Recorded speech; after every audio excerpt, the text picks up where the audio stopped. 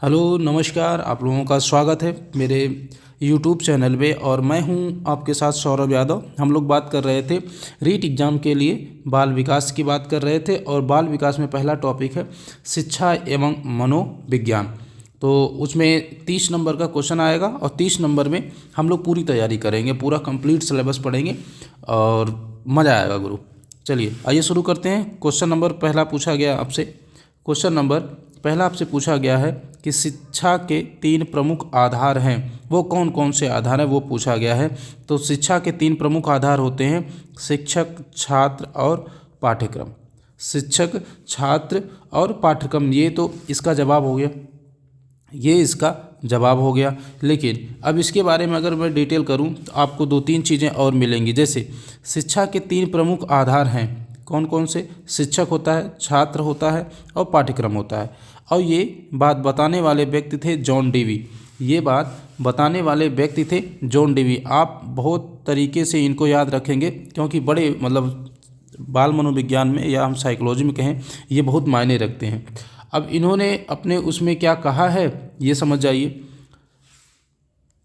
ये कह रहे हैं कि शिक्षा एक त्रिमुखी प्रक्रिया है। आपसे क्वेश्चन ये भी पूछा जा सकता है कि किसने कहा कि शिक्षा एक त्रिमुखी प्रक्रिया है। वैसे अकेले नहीं है इन्होंने जी त्रिमुखी कहा है, लेकिन फिर भी आप ध्यान रखेंगे इन बातों का, जिसमें अध्यापक होता है, छात्र के साथ पाठ्यक्रम भी शामिल किया जाता है, क्योंकि पाठ्यक्रम के अभाव में शिक्षक कार्य पूर्ण नहीं हो सकता। वास्तव में अगर पाठ्यक्रम नहीं है तो शिक्षक आपको क्या पढ़ाएगा, तो ये बात आप ध्यान में रखेंगे।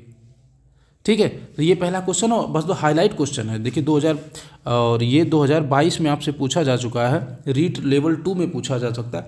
अब उसमें ऐसा नहीं है कि रीट लेवल 2 में पूछा गया तो फर्स्ट में नहीं पूछा जाएगा, फर्स्ट में पूछा गया तो उसमें नहीं। भाई सिलेबस में है तो आपसे पूछा जाएगा, सिंपल सी बात है। 3 चीज़ों का आप ध्यान में रखेंगे। ठीक है, क्वेश्चन नंबर अगला आएंगे कि शिक्षा मनोविज्ञान का अध्ययन अध्यापक को लिए इसलिए करना चाहिए ताकि, देखो अब क्यों करना चाहिए, जिससे वह अपनी परीक्षा में प्रथम आ सके ना भैया। इसलिए तो एकदम नहीं अध्यापक को पढ़ाना चाहिए या पढ़ना चाहिए। इसकी सहायता से वह अपने शिक्षण को बहुत अच्छा कर सकता है, इसलिए उसे पढ़ना चाहिए या पढ़ाना चाहिए। ये ध्यान में रखने वाली बात है। ठीक है, इसकी सहायता से वह अपने शिक्षण को अधिक प्रभावशाली बना सके, इसलिए उसको पढ़ना चाहिए। अब देखिएगा और क्या क्या चीज़ें होती हैं जो मायने रखती हैं। जैसे आगे देखेंगे, वो डिटेल कर रहा है क्वेश्चन को, और ये बता रहा है आपको कि शिक्षा मनोविज्ञान का जब हम अध्ययन कोई अध्यापक करता है इसलिए करना चाहिए ताकि इसकी सहायता से अपने शिक्षण को अधिक प्रभावशाली बना सके। पहली बात, शिक्षा मनोविज्ञान अध्यापक को सम्यक दृष्टिकोण प्रदान करता है, ये भी बात सही है। शिक्षा मनोविज्ञान अध्यापक को छात्रों के प्रति प्रेम, सहानुभूति, समदर्शी व्यवहार को अपनाने में सहायता करता है। अर्थात हम ये कहेंगे कि अगर जो भी टीचर शिक्षा मनोविज्ञान पढ़ रहा है वो अपने शिक्षण को अधिक प्रभावशाली से बना सकता है, उसका जो दृष्टिकोण होता है वो सम्यक हो सकता है। ये पढ़ने के बाद वो छात्रों के प्रति प्रेम, सहानुभूति और समदर्शी व्यवहार करेगा। इसका मतलब ये सब चीज़ें हैं जो आपको बहुत तरीके से याद रखनी है। अब आएंगे, ये देखिए भाई, ये गजब का क्वेश्चन है आपसे पूछा गया है कि व्यवहारवाद का जनक, आपसे क्वेश्चन पूछा गया है कि व्यवहारवाद का जनक किसे कहते हैं। एकदम गजब का क्वेश्चन है, और ये कितनी बार पूछा गया आप देखेंगे, कितनी बार पूछा गया भाई। हरियाणा हरियाणा हरियाणा हरियाणा, मतलब ये एकदम हाईलाइटेड क्वेश्चन है। देखेंगे तो आपसे क्वेश्चन पूछा गया है कि व्यवहारवाद के जनक कौन है, आप बताएंगे व्यवहारवाद के जनक हैं जे.बी. वॉटसन। ये वही व्यक्ति है जिसने ये कहा था कि हम आपके बच्चे को कुछ भी बना सकते हैं, बस। ठीक है, ये वही व्यक्ति है और बहुत कमाल के व्यक्ति हैं। देखिए समझेंगे, इनके बारे में समझेंगे।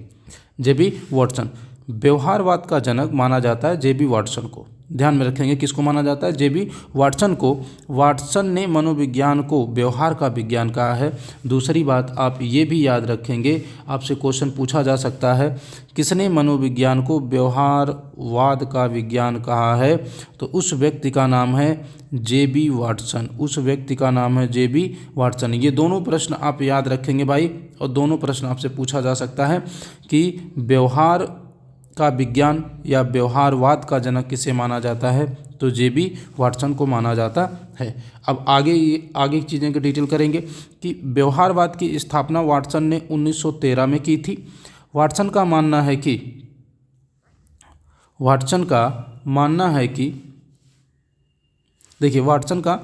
है कि मनोविज्ञान एक वस्तुनिष्ठ तथा प्रयोगात्मक मनोविज्ञान है। ये भी ध्यान रखने वाली बात है।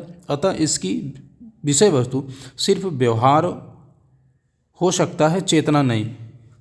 सिर्फ व्यवहार का ही अध्ययन वस्तुनिष्ठ और प्रयोगात्मक ढंग से हो सकता है। वाटसन ने व्यवहारवाद के उद्दीपक अनुक्रिया को जन्म दिया था। अगला क्वेश्चन आपसे पूछा जा सकता है कि किसने व्यवहारवाद ने उद्दीपक अनुक्रिया को जन्म दिया।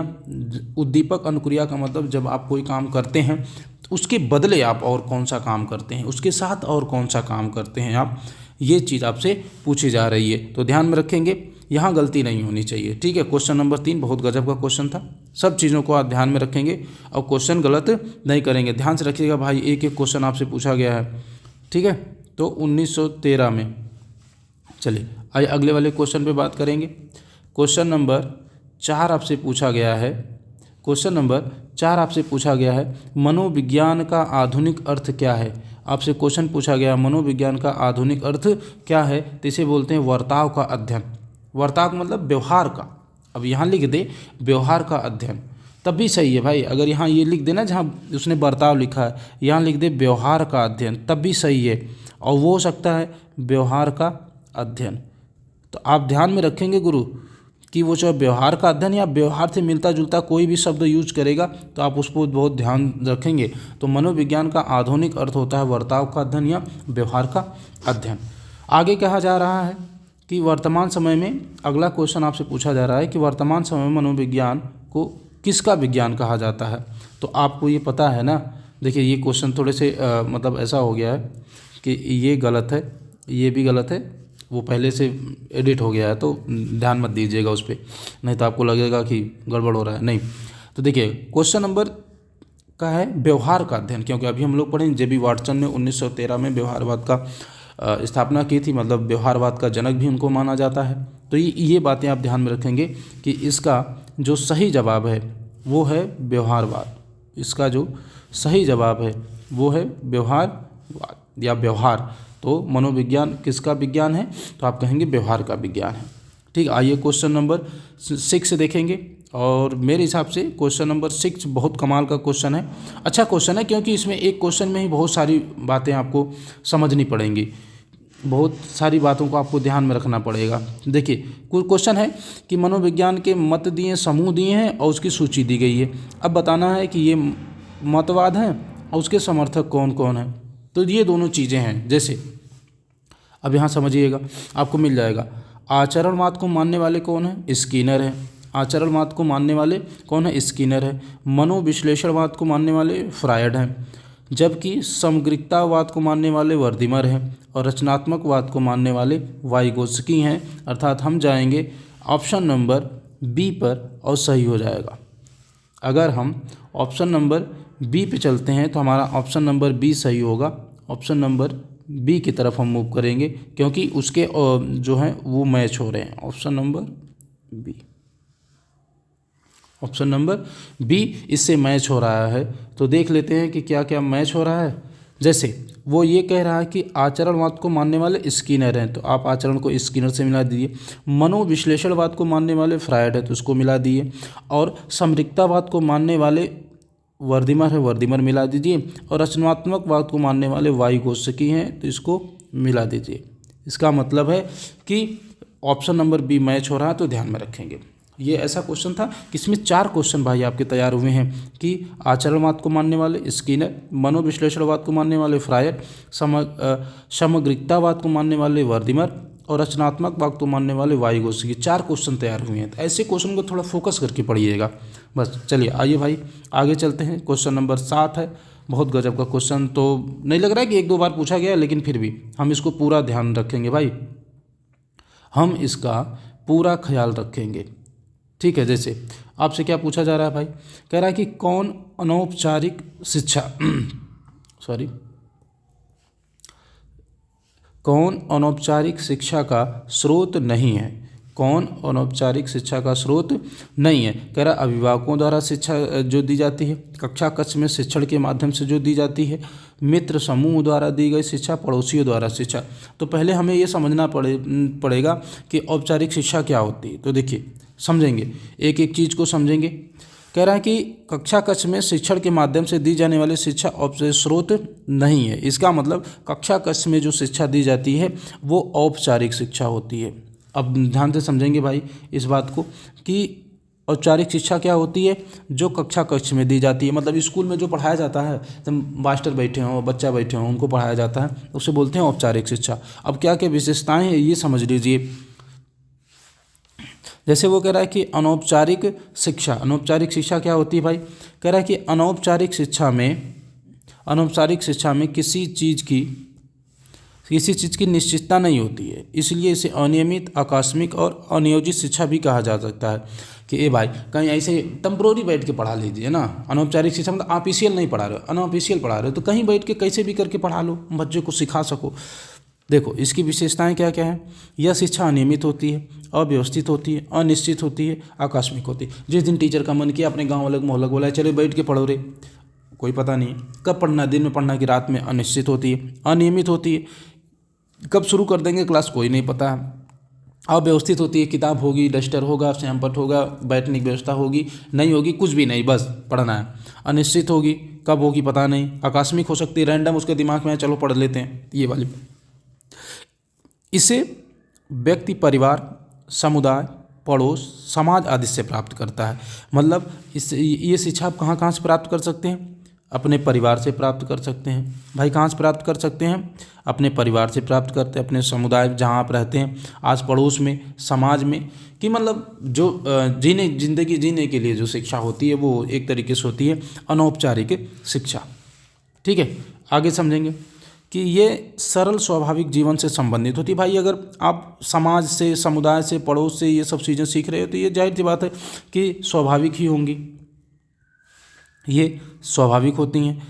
इनका उद्देश्य निर्धारित नहीं होता भाई। अब गांव में तुम कुछ सीख रहे हो कि ये काम करना चाहिए, तो उसका उद्देश्य थोड़ी होता, बस आप सीख रहे हो, हाँ उसका यूज आप कर सकते हो, लेकिन वो मतलब एक टारगेटेड शिक्षा नहीं होती। किसी प्रकार की परीक्षा मूल्यांकन की आवश्यकता नहीं होती। ऐसा थोड़ी एक गाँव में आपको कुछ सिखाया जाता है कि आप प्रणाम कैसे करते हैं, सबको प्रणाम करना चाहिए, सबका आदर सम्मान, तो ये आपसे एग्जाम में पूछा जाएगा। एग्जाम में नहीं पूछा जाए। मतलब एक ऐसी शिक्षा जो आपके जीवन से संबंधित हो, जीवन में आपको क्या करना चाहिए, क्या नहीं करना चाहिए, वैसी शिक्षा को हम बोलते हैं अनौपचारिक शिक्षा।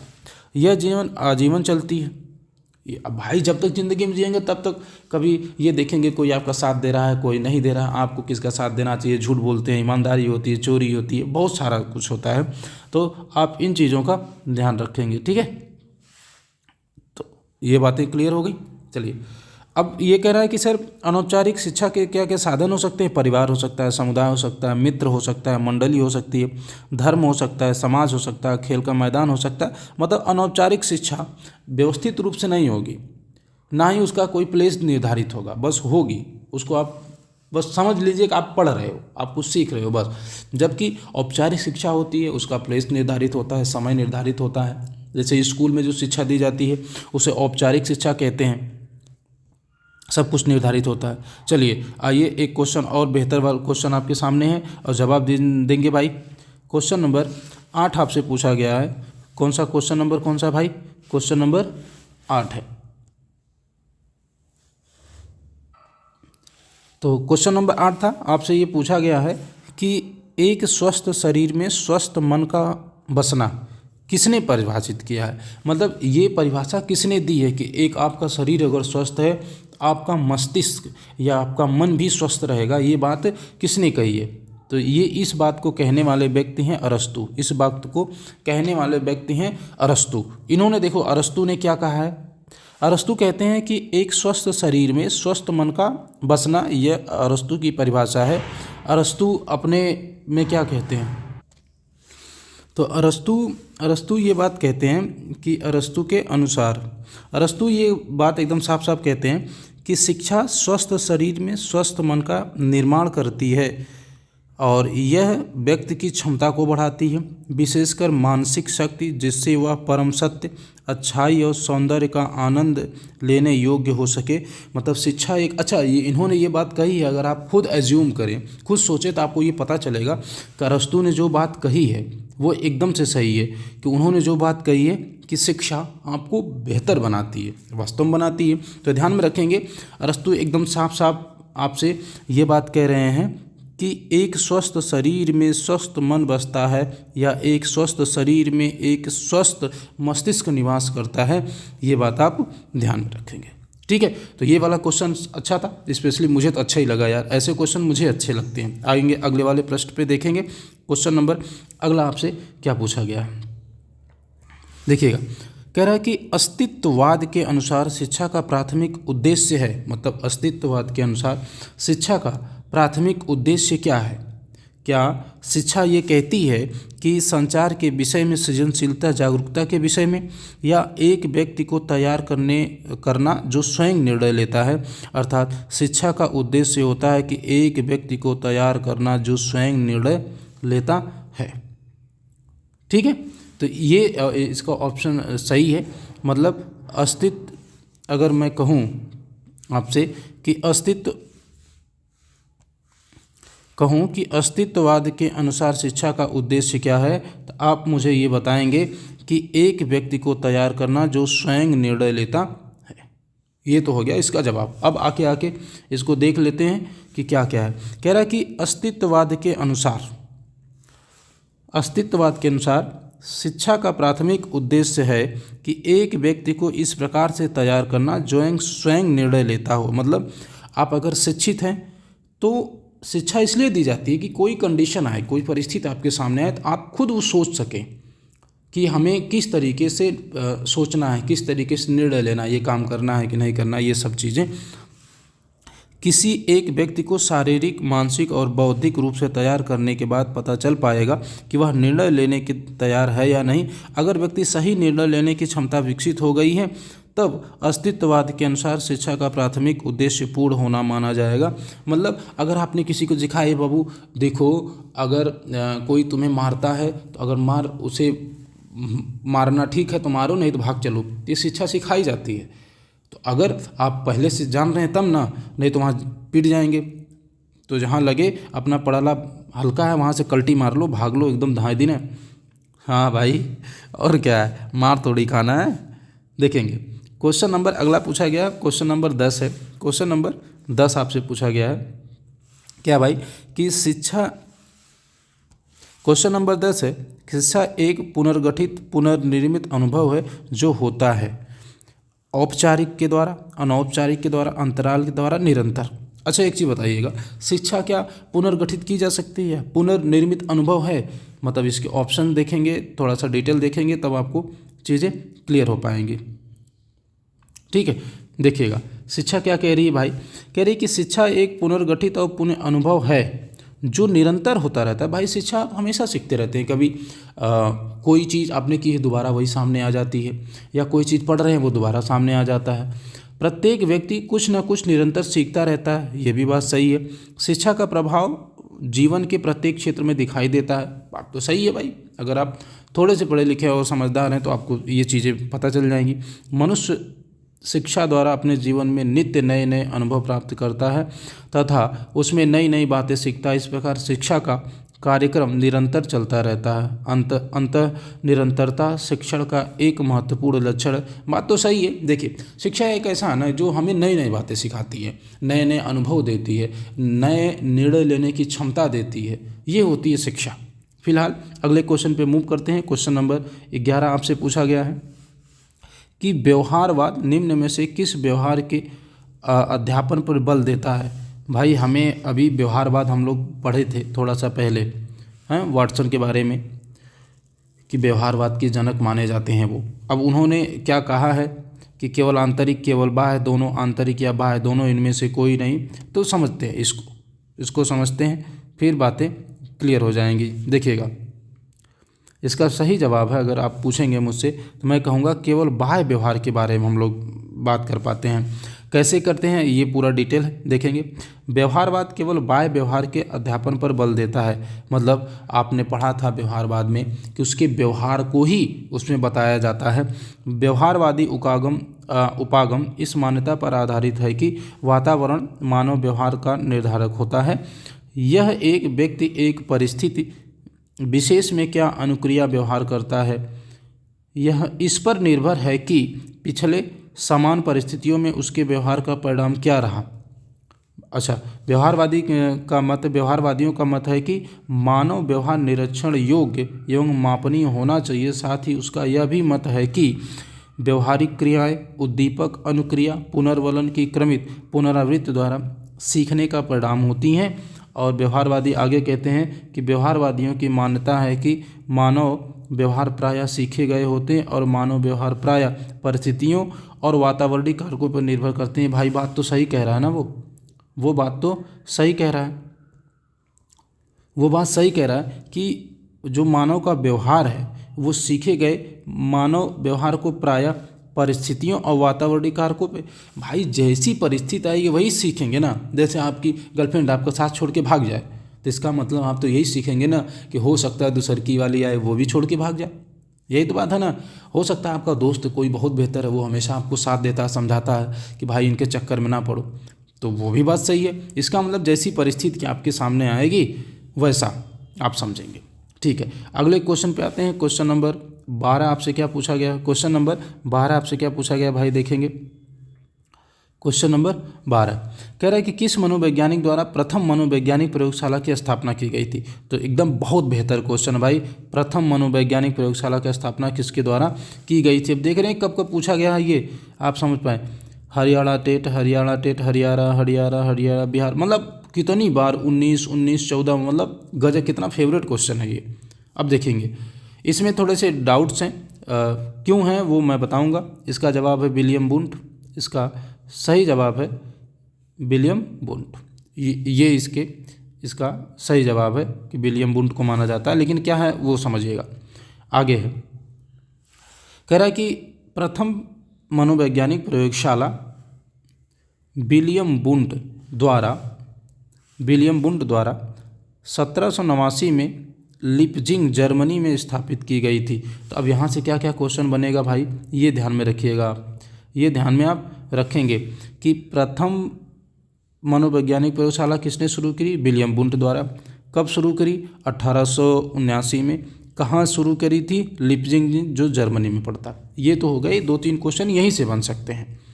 अब आगे के बारे में, आगे क्या कह रहा है कि जिसमें उन्होंने अपने सहयोगियों के साथ प्रत्यक्ष संवेदना तथा संवेग जैसी प्रमुख मानसिक क्रियाओं का अध्ययन किया।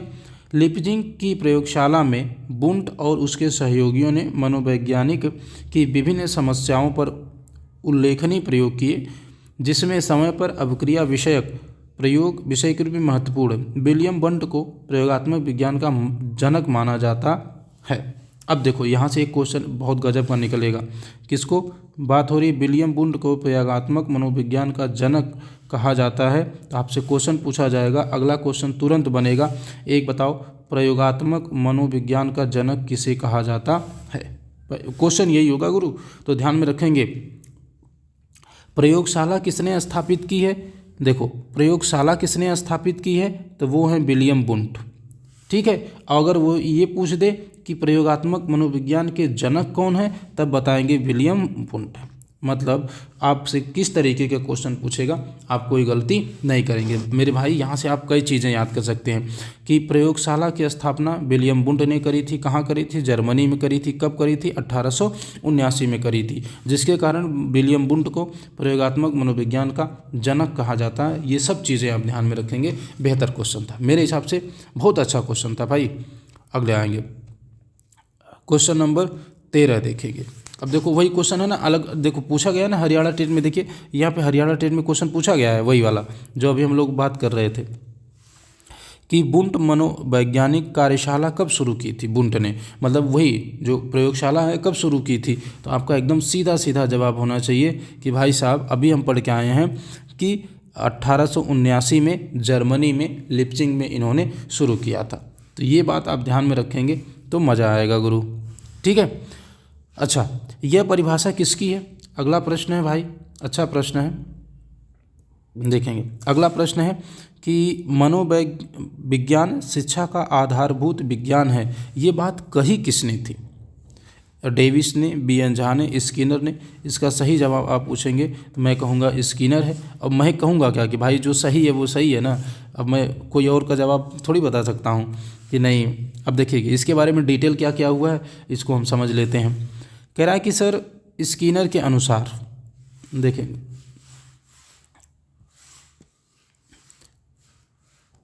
देखिए वो कह रहा है कि स्किनर के अनुसार क्या कह रहा है कि मनोविज्ञान शिक्षा का आधारभूत विज्ञान है, पहली बात है। और इनका स्किनर या लिख देता है, कभी कभी पता है इनका नाम लिखता है बीएफ स्किनर, तो दोनों लिखे तो कोई बहुत वो डरने करे बीएफ स्किनर कुछ और आ गया, स्किनर कुछ आ गया, नहीं भाई यही लोग हैं बीएफ स्किनर जिन्होंने कहा था मनोविज्ञान शिक्षा का आधारभूत सिद्धांत। शिक्षा का आधारभूत सिद्धांत किसको माना जाता है? मनोविज्ञान को माना जाता है। क्या कहते हैं, अब देखो इन्होंने क्या क्या किया, कुछ अच्छी बातें इनके बारे में समझेंगे। क्रिया प्रसूत अनुबंधन का सिद्धांत इन्होंने विकसित करने के लिए जाना जाता है। तो अगला क्वेश्चन आपसे एकदम तुरंत धाए देने यहाँ एक क्वेश्चन पूछा जाएगा, बेहतर सा क्वेश्चन आपसे पूछा जाएगा कि क्रिया प्रसूत अनुबंधन का सिद्धांत किसने दिया था? मैं आगे बताऊंगा क्रिया प्रसूत अनुबंधन का सिद्धांत क्या था, मैं आगे बताऊंगा। फिलहाल के लिए बस आपको इतना समझना है कि क्रिया प्रसूत अनुबंधन का सिद्धांत किसने दिया था, तो आपका एकदम जवाब होगा कि सर स्किनर ने दिया था। ठीक है, अब देखो आगे क्या बातें हो रही हैं इसके संदर्भ में कि जो व्यवहार को बदलने पुनर्वलन परिणामों का उपयोग करते हैं, इन शब्दों में हम ये कह सकते हैं कि शिक्षा मनोविज्ञान अपना अर्थ शिक्षा से, जो सामाजिक प्रक्रिया से, और विज्ञान से, जो व्यवहार संबंधी विज्ञान है, के तथ्य को ग्रहण करता है। कहेंगे क्या लिखा है, कुछ समझ नहीं आया गुरुदेव, लेकिन सत्य बात है भाई कि आप एकदम साफ साफ समझिएगा कि ये क्वेश्चन बहुत तगड़ा है कि मनोविज्ञान शिक्षा का आधारभूत विज्ञान है, ये कहने वाले स्किनर हैं, और स्किनर ने ही क्रिया प्रसूत अनुबंधन का सिद्धांत भी दिया था। ये क्या है इसके बारे में अलग से मिलेगा, सब कुछ मिलेगा गुरु, एकदम चिंता नहीं करनी है, बस आप एक तरीके से पढ़ते चलिए, एक एक क्वेश्चन छोड़ना नहीं है, कोई भी क्वेश्चन। चलेंगे आगे देखेंगे, अगले क्वेश्चन की बात करेंगे। अगला क्वेश्चन क्या है, कह रहा है कि शिक्षा मनोविज्ञान सहायक है, मतलब शिक्षा मनोविज्ञान किस में सहायक है? तो ए भाई अब इसका ऑप्शन पढ़ लीजिए, छोटा छोटा, अनुशासन में, मूल्यांकन में, बाल विकास के ज्ञान में, सर्वांगीण विकास में। शिक्षा मनोविज्ञान एक ऐसा विज्ञान है जो आपके सर्वांगीण विकास की बात करता है, समझ रहे हैं?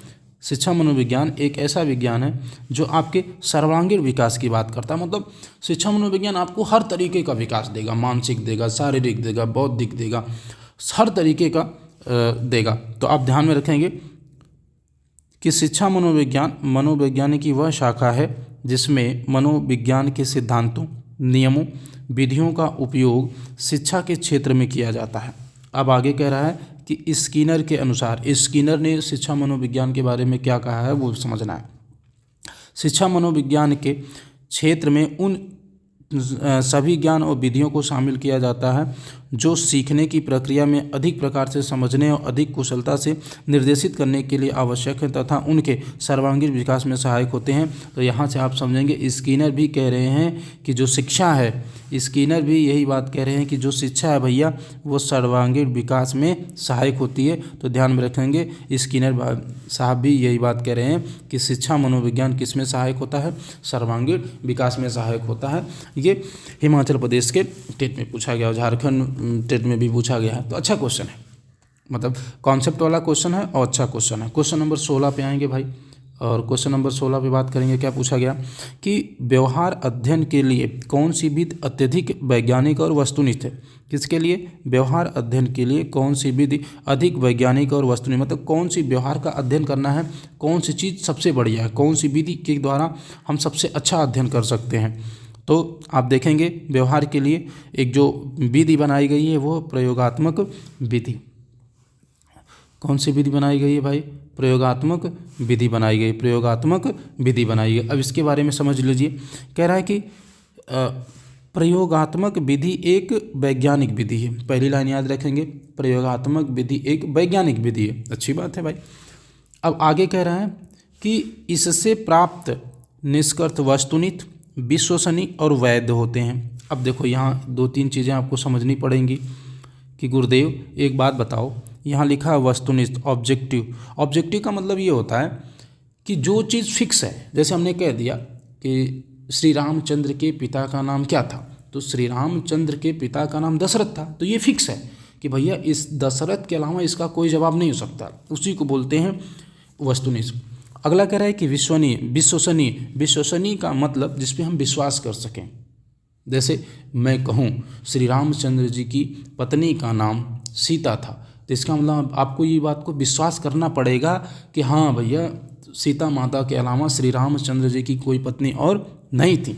वैध होना चाहिए, मतलब एक तरीके से वो अवैध नहीं होना चाहिए, गलत नहीं होना चाहिए, वो सही होना चाहिए एकदम तरीके से। जैसे और आसानी एग्जाम्पल ले लूँ कि श्री हनुमान महावीर जिनको हम कहते हैं, ये बाल ब्रह्मचारी थे, अर्थात हम बहुत आसान भाषा में कह सकते हैं ये बात तो सत्य है, सही है, इसमें कोई गलत नहीं है। अर्थात प्रयोगात्मक जो विधि है ये हमेशा कैसी होती है, वस्तुनिष्ठ होती है, विश्वसनीय होती है और वैध होती है। समझ रहे हैं। अब देखिए इसमें आगे क्या होता है, कह रहे कि इस विधि में परिस्थितियों और मनोवैज्ञानिक का नियंत्रण रहता है, इसलिए यह विधि से कार्य कारण संबंध स्थापित किए जा सकते हैं। और आगे कहें समझने की कोशिश करेंगे। अतः प्रयोगात्मक विधि का अध्ययन करने का सबसे वैज्ञानिक और उद्देश्यपूर्ण तरीका है। तो आप ध्यान में रखेंगे, आपसे क्वेश्चन पूछा गया है और क्वेश्चन का जवाब भी आप ध्यान में रखेंगे भाई, कि व्यवहार के अध्ययन के लिए कौन सी विधि सबसे बेहतर है। किसी का व्यवहार है तो वहाँ पे यूज की जाती है विधि प्रयोगात्मक विधि। मतलब अगर किसी का व्यवहार के बारे में जानना आपको, उसका व्यवहार कैसा है, कब है, जैसे आप उसे मार रहे हैं तो आपके साथ कैसा व्यवहार कर रहा है, कि आप मार रहे हैं, एक थप्पड़ा मार दिए फिर भी वो प्यार कर रहा है, रे रे रे भाई मत मारो, गांधी वाला तो नहीं है। तो कुल मिला जुला के व्यवहार के अध्ययन के लिए सबसे बेहतर है प्रयोग किया जाए उस पर, कि कब वह किस तरीके का काम कर रहा है, कब हंस रहा है, कब मुस्कुरा रहा है, कब रो रहा है, किस परिस्थितियों में रो रहा है, तो ये सब चीज़ें होती हैं। तो प्रयोगात्मक विधि में व्यवहार का अध्ययन किया जाता है। ठीक है, क्वेश्चन नंबर 17 पे आएंगे, देखेंगे भाई। क्वेश्चन नंबर 17 आपसे क्या पूछा गया है, क्वेश्चन नंबर 17 है, निम्न में से कौन सा प्रयोगात्मक विधि का आवश्यक अवयव हो। मतलब प्रयोगात्मक विधि में अवयव पूछा गया है। तो हम अभी पढ़े थे ना कि प्रयोगात्मक विधि का प्रयोग, प्रयोगात्मक विधि का हम व्यवहार प्रेक्षण में करते हैं, मतलब व्यवहार जानने के लिए तो करते हैं।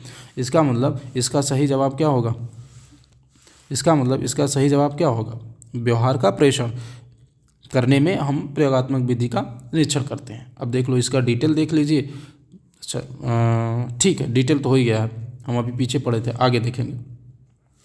क्वेश्चन नंबर 18 है। क्वेश्चन नंबर 18 आपसे क्या पूछा गया है, वो कह रहा है कि सर जी चरों के बीच संबंध दर्शाने वाला कथन है। चरों क्या होते हैं, चर क्या होते हैं, चर और अचर क्या होते हैं, ये सब चीज़ों के बारे में हम चर्चा करेंगे। ठीक है, एक एक करके। तो चरों के बीच संबंध दर्शाने वाला जो कथन होता है उसे हम परिकल्पना कहते हैं। क्या करते हैं भाई, उसे हम परिकल्पना कहते हैं। क्या होता है आप देखो, ध्यान से समझने की कोशिश करना भाई। चरों के बीच संबंध दर्शाने वाला कथन परिकल्पना कहलाता है। परिकल्पना होती क्या है, कह रहा है कि परिकल्पना जो शब्द है वो किससे बना हुआ है, परि प्लस कल्पना से बना हुआ है। ये बात तो सही है, मिलके बना हुआ है। अब जिसमें वो कह रहा है कि सर परि का मतलब होता है चारों ओर, ये भी बात सही है भाई। हम जैसे पर्यावरण पढ़ते हैं ना, तो पर्यावरण में परि होता है, तो हम कहते हैं ना कि चारों तरफ का जो आवरण होता है। और कल्पना का अर्थ होता है चिंतन, कल्पना का अर्थ होता है चिंतन। मतलब अगर हमारे चारों आसपास जिस प्रकार से चीज़ें हैं, मतलब जो जिस प्रकार की कल्पना है, जिस प्रकार के आप सोचते हैं, चिंतन करते हैं, जिस समस्याओं का समाधान करते हैं, उसे बोलते हैं परिकल्पना। अर्थात किसी समस्या से संबंधित समस्त संभावित और समाधान का विचार करना परिकल्पना कहलाता है। मतलब कोई समस्या है, आप सोच रहे हैं और सोचते सोचते उसका सलूशन आपको निकल गया, आप चिंतन कर रहे हैं। मतलब किसी समस्या का अगर आप सलूशन निकाल रहे हैं तो आप चिंतन कर रहे हैं, और चिंतन को ही हम परिकल्पना कह सकते हैं। तो चरों के बीच संबंध दर्शाने वाला कथन है परिकल्पना। अब देखो आगे कुछ है, इन चीज़ों को भी आप याद रखेंगे भाई। जैसे कर लिंगर परिकल्पना के बारे में क्या कहते हैं? परिकल्पनाओं को दो या दो से अधिक चरों के मध्य संबंधों का कथन मानते हैं। तो भाई यही क्वेश्चन यहाँ पूछ दिया गया है, सीधे सीधे एकदम से यही क्वेश्चन में यहाँ पे छाप दिया गया है भाई, देख रहे हैं ना, यही क्वेश्चन यहीं छाप दिया गया है कि परिकल्पना को दो चरों के मध्य संबंध माना जाता है, और किसके अनुसार माना जाता है? करलिंगर के अनुसार। करलिंगन के अनुसार चरों के बीच जो होता है उसे परिकल्पना कहते हैं। ये सारी आगे देखेंगे भाई। और आगे किसकी बात हो रही है? एक है मैकगुइन, एक व्यक्ति हैं, इनका नाम है मैकगुइन। याद रखेंगे अगर याद हो जाए तो, वैसे याद तो होता नहीं है लेकिन फिर भी याद रखेंगे थोड़ा सा कि अगर जहाँ परिकल्पना की बात होगी, चरों की बात होगी, कलिंगर का नाम आ जाएगा, ये ध्यान में रखेंगे बस। परिकल्पना दो या अधिक चरों के कार्यक्षम संबंधों का परीक्षण योग्य कथन है। यहाँ पर भी यही कहा जा रहा है कि चरों के बीच परिकल्पना आ जाती है। आगे देखो, आगे क्या कहा जा रहा है? अगला है लुंडवर्ग। भाई देखो यहाँ के नाम नहीं है, ये उधर ही के नाम हैं, यूरोप के। हाँ, तो आप यहाँ की भाषा में समझेंगे तो काम गड़बड़ा जाएगा गुरु। आप कहेंगे कहाँ पागलपंथी चल रही है, ऐसे ऐसे नाम हैं। लुंडवर्ग, हमारे लुल्लु कहते हैं ना, जो एकदम दिमाग ख़राब कर देते हैं उसको लुल्लु कहते हैं, तो आपका दिमाग ख़राब हो जाएगा भाई। देखेंगे लुंडवर्ग क्या कहते हैं? परिकल्पना एक प्रयोग संबंधी सामान्यीकरण है जिसकी वैधता की जाँच होती है। अपने मूल रूप से परिकल्पना एक अनुमान अथवा काल्पनिक विचार हो सकता है जो आगे के अनुसंधान के लिए आधार बनता है। तो ये चीज़ें भी आप ध्यान में रखेंगे भाई। लुंडवर्ग को मत याद रखिएगा भाई, पूछे ही नहीं जाएगा, क्या मतलब है। वो वाली बात आपने सुनी होगी कि पोथी पत पढ़ जग मुआ, पंडित भया न कोय, ढाई अक्षर प्रेम के पढ़े सो पंडित होए। अर्थात हमको उतना ही पढ़ना है जिससे हमारा काम चल जाए। सबको याद करेंगे, इतना बड़ा मनोविज्ञान है, कितना याद कर पाएंगे भाई? पॉसिबल ही नहीं है, बड़ी समस्या हो जाएगी गुरु। चलेंगे भाई, अगला क्वेश्चन आपके लिए तैयार है, और आप भी तैयार हैं, हम भी तैयार हैं, तो पूछा जाएगा। देखेंगे, कह रहा है कि मनोवैज्ञानिक प्रयोग का प्रमुख उद्देश्य होता है। मनोवैज्ञानिक प्रयोग का प्रमुख उद्देश्य क्या होता है भाई? सहसंबंध स्थापित या प्रभाव संबंध का कारण पता चलता है, पूर्व घटनाओं का अध्ययन, इनमें से कोई नहीं। तो हम कहेंगे प्रभाव संबंध का कारण पता चलता है कि कोई काम क्यों हो रहा है, कोई काम क्यों हो रहा है, ये पता चलता है मनोवैज्ञानिक प्रयोग से। मनोवैज्ञानिक का प्रयोग मुख्य उद्देश्य है प्रभाव संबंध का कारण पता चलता है। मतलब मनोवैज्ञानिक प्रयोग से हमें ये पता चले कि ये कारण क्यों हो रहा है। जैसे कुछ लोग कहते हैं इनको भूत पकड़ा है, तो भूत पकड़ा है तो इसके पीछे रीजन क्या है? कि सही में भूत पकड़ा है कि ऐसा ही आदमी दारू के पे भी उटपटांग बातें करने लगता है, तो वो बात हो गई ना। आगे देखेंगे, कह रहा है कि निसंदेह मनोवैज्ञानिक प्रयोग एक प्रमुख विधि प्रयोगात्मक विधि है। इस विधि का प्रयोग विशेषता यह है कि इसकी सहायता से प्राप्त प्रश्नों का विश्लेषण करके प्रभाव, कार्य, संबंध और स्थापित किया जाता है। इसका मतलब इन चीज़ों के बारे में चीज़ें होती हैं कि मनोवैज्ञानिक कारण हम ये जानते हैं कि कोई काम हो रहा है तो क्यों हो रहा है, उसके पीछे रीजन क्या है, ये सब चीज़ें हम, और चीज़ें हो रही तो उसका प्रभाव आपके पे क्या है, आप उस प्रभाव से आपका संबंध क्या है, ये सब चीज़ें। तो प्रयोगात्मक विधि में परिस्थितियों को नियंत्रित करके व्यवहार का अवलोकन किया जाता है। तो प्रयोगात्मक विधि में परिस्थितियों को नियंत्रण करके व्यवहार का आकलन किया जाता है। ये लाइन तो आप भाई हम मेरे कहने पे आप याद कर लेंगे कि प्रयोगात्मक विधि में परिस्थितियों को नियंत्रण करके व्यवहार का अध्ययन किया जाता है। ये लाइन आप भाई याद कर लेंगे, क्योंकि मुझे पूरा है कि ये लाइन कहीं ना कहीं आपसे टपक के पूछी जा सकती है। तो भाई इसे आप याद कर लेंगे कि प्रयोगात्मक विधि में क्या होता है? परिस्थितियों को नियंत्रण किया जाता है और व्यवहार का अवलोकन किया जाता है। तो ये आप ध्यान में रखेंगे भाई, ठीक है। चलेंगे अगले क्वेश्चन पे आएंगे। क्वेश्चन नंबर 20 है। अच्छा क्वेश्चन है भाई, गजब का क्वेश्चन है, मुझे तो अच्छा लगा, आपको भी अच्छा लगेगा, नहीं लगेगा तो एग्जाम में मिल जाएगा, खुद ही अच्छा लगने लगेगा। क्या कहते हो भाई, सही कह रहे हैं ना।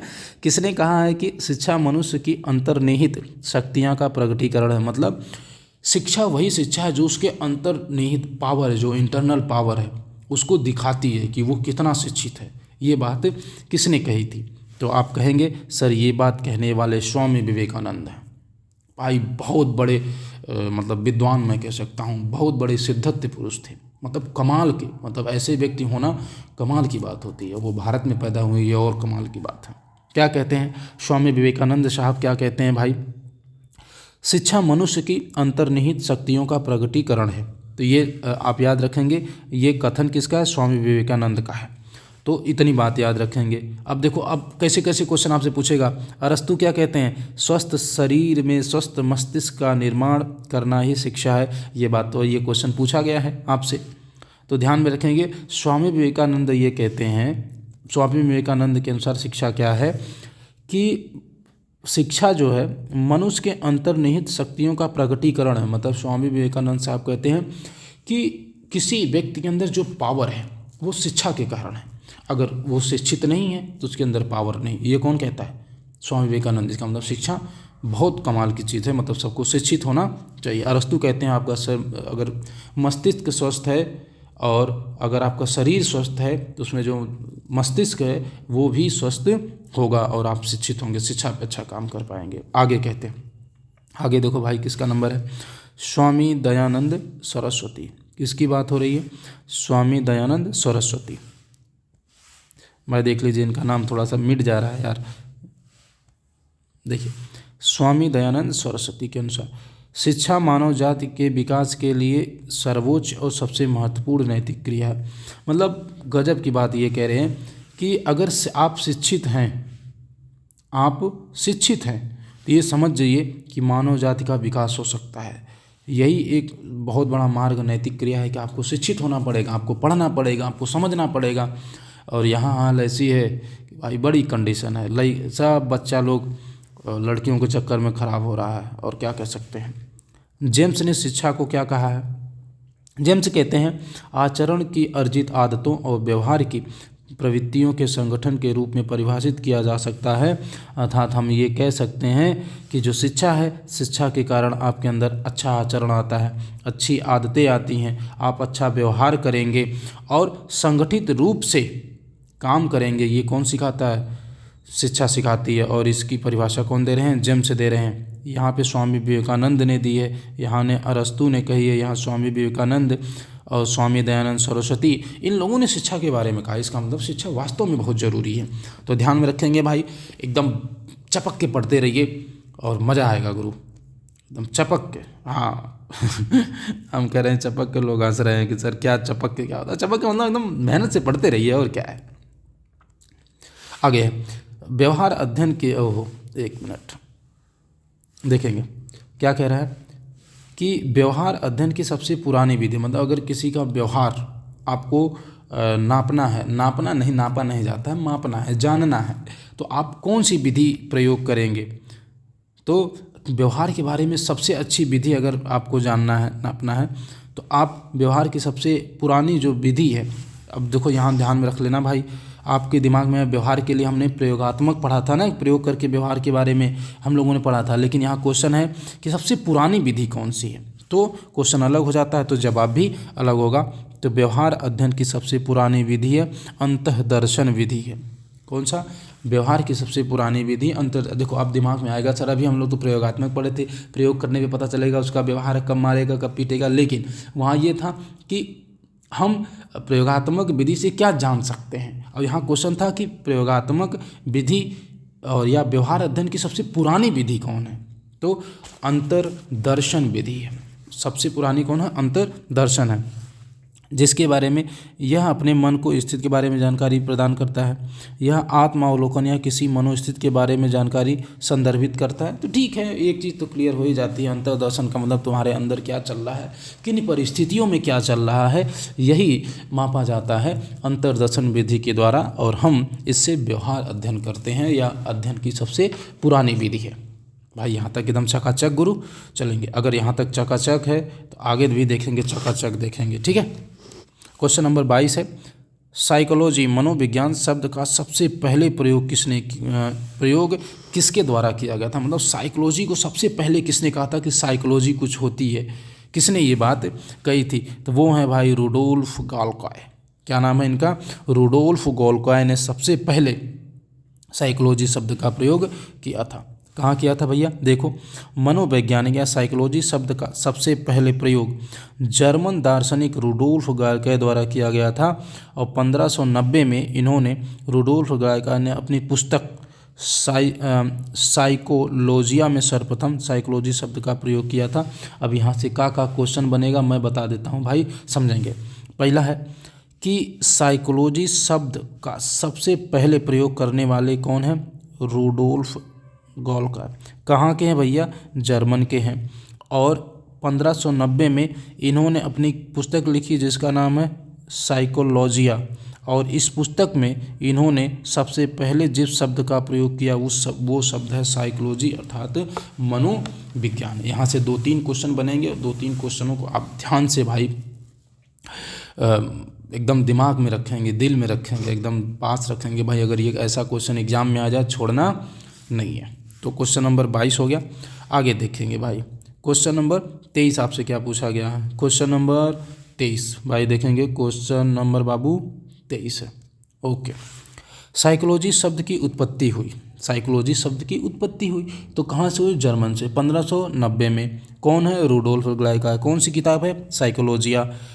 ठीक है, ये अब उसके आगे की कहानी है कि भाई क्या क्या जोड़ के बनाया गया। तो साइके प्लस लोजस, यूनानी 2 शब्द जोड़ने के बाद साइकोलॉजी बनता है। देखो हरियाणा ट्रेन में क्वेश्चन है, अच्छा क्वेश्चन है भाई। मनोविज्ञान को अंग्रेजी में हम कहते हैं साइकोलॉजी।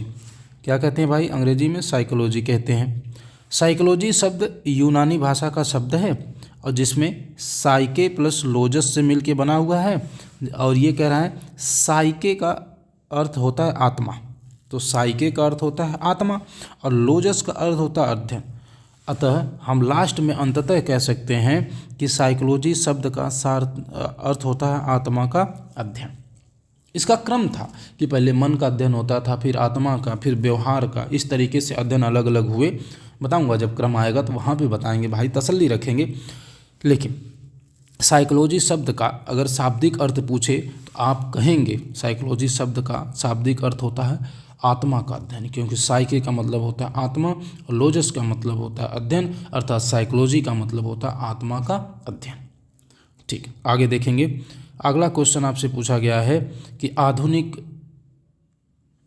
आधुनिक मनोविज्ञान के जनक कौन है? देखो जब जनक याद करते हैं तो आप ध्यान में रखा कीजिए कि वो व्यवहारवाद का जनक पूछ रहा है, आधुनिक मनोविज्ञान का जनक पूछ रहा है। जैसे आधुनिक मनोविज्ञान पूछेगा तो आप कुछ और बताएंगे, और मनोविज्ञान पूछेगा तो कुछ और बताएंगे, व्यवहारवाद पूछेगा तो कुछ और बताएंगे। समझ रहे हैं? तो ध्यान से समझेंगे। जवाब है कि आधुनिक मनोविज्ञान के जनक हैं विलियम जेम्स। कौन है? William James. अब विलियम जेम्स के बारे में पढ़ लो भैया। विलियम जेम्स जो एक अमेरिकी दार्शनिक हैं और मनोवैज्ञानिक है। इन्होंने मनोवैज्ञानिक को दर्शन शास्त्र पृथक किया। अब इनका क्या है? मनोविज्ञान को दर्शन शास्त्र इन्होंने पृथक किया, मतलब जो फिलॉसफी थी और जो साइकोलॉजी है वो दोनों अलग है, और अलग करने का काम विलियम जेम्स ने किया है।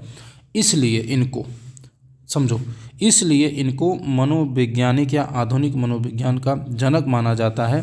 और सबसे बेहतर क्वेश्चन जो कई बार पूछा गया है कि विलियम जेम्स की किताब का नाम बताइए, तो आप बताएंगे कि प्रिंसिपल ऑफ साइकोलॉजी। क्या बताएंगे भाई? Principle of psychology. William James की किताब का ये नाम है, विलियम जेम्स की। तो ध्यान में रखेंगे भैया, विलियम जेम्स की किताब का नाम है प्रिंसिपल ऑफ साइकोलॉजी। ध्यान में रखेंगे भाई, ये क्वेश्चन बहुत मतलब अच्छा क्वेश्चन है, इसलिए मैं कह रहा हूँ कि फोकस करके इसको याद रखेंगे कि विलियम जेम्स की किताब का नाम है प्रिंसिपल ऑफ साइकोलॉजी। और इन्हें विलियम जेम्स को आधुनिक मनोविज्ञान का जनक कहा जाता है, आधुनिक मनोविज्ञान का इनको जनक कहा जाता है। आगे क्या है? आगे चीज़ों के बारे में पढ़ लेते हैं। विलियम जेम्स, किसकी बात हो रही है? विलियम जेम्स ने मानव मन के अध्ययन के लिए, अच्छा ये किसकी बात कर रहे हैं? मानव मन का अध्ययन कर रहे हैं। प्रकारवादी उपागम का विकास किया। तो अगला क्वेश्चन पूछेगा कि प्रकारवादी उपागम का विकास किसके द्वारा किया गया? तो आप बताओगे सर विलियम जेम्स के द्वारा इसका विकास किया गया। अब कहेंगे कि प्रकारवादियों ने प्रकारवादियों ने इस बात पर ध्यान केंद्रित किया कि व्यवहार लोगों को अपनी आवश्यकताओं की पूर्ति करने योग्य कैसे बनाता है। जेम्स के अनुसार वातावरण से अंतःक्रिया करने वाली मानसिक प्रक्रियाओं की एक सतत धारा के रूप में चेतना को मनोविज्ञान का मूल स्वरूप स्थापित करता है। अर्थात हम ये कह सकते हैं कि वातावरण से अंतःक्रिया करने वाली मानसिक प्रक्रियाओं की एक सतत धारा के रूप में चेतना को मनोविज्ञान का मूल स्थापित किया जाता है। तो ये बात कही जा रही है जेम्स की। ये बात नहीं याद करेंगे तो चल जाएगा, लेकिन ये जरूर याद कर लीजिएगा कि विलियम जेम्स को आधुनिक मनोविज्ञान का जनक कहते हैं। उनकी किताब का नाम है प्रिंसिपल ऑफ साइकोलॉजी। इतना याद कर लेंगे तो भाई मज़ा आ जाएगा भाई।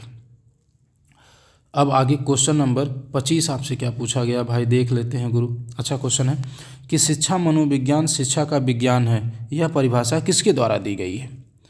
B.F. स्किनर हैं, R.B. कैटल हैं, क्रो एंड क्रो हैं, E.A. पील हैं।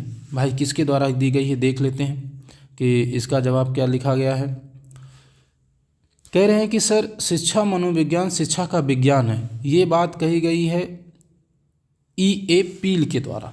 E.A. पील के द्वारा ये बात कही गई है। अब E.A. पील क्या बताते हैं भाई? E.A. पील बताया कि मनोविज्ञान के सिद्धांतों का शिक्षण प्रक्रिया में इस्तेमाल करना, शैक्षिक समस्याओं का समाधान करना, शिक्षा मनोविज्ञान के क्षेत्र में शिक्षा मनोविज्ञान को परिभाषित करना, शिक्षा मनोविज्ञान की समस्याओं की विवेचना करना, विश्लेषण करना और समाधान करना आता है। अतः हम कह सकते हैं एक लाइन में कि अतः शिक्षा मनोविज्ञान शिक्षा का विज्ञान है। ये बात कहते हैं पील साहब। कौन कहते हैं? E.A. पील। समझ रहे हैं? कौन कहते हैं? E.A. पील कहते हैं कि शिक्षा मनोविज्ञान शिक्षा का विज्ञान है। ध्यान में रखेंगे भाई कि शिक्षा मनोविज्ञान शिक्षा का विज्ञान है, ये बात E.A. पील कहते हैं। याद कर लीजिएगा, एक बार आए हैं दोबारा नहीं आएंगे मेरे हिसाब से, जिस तरीके से क्वेश्चन है। बाकी आने को तो कुछ भी आ सकता है ना भाई।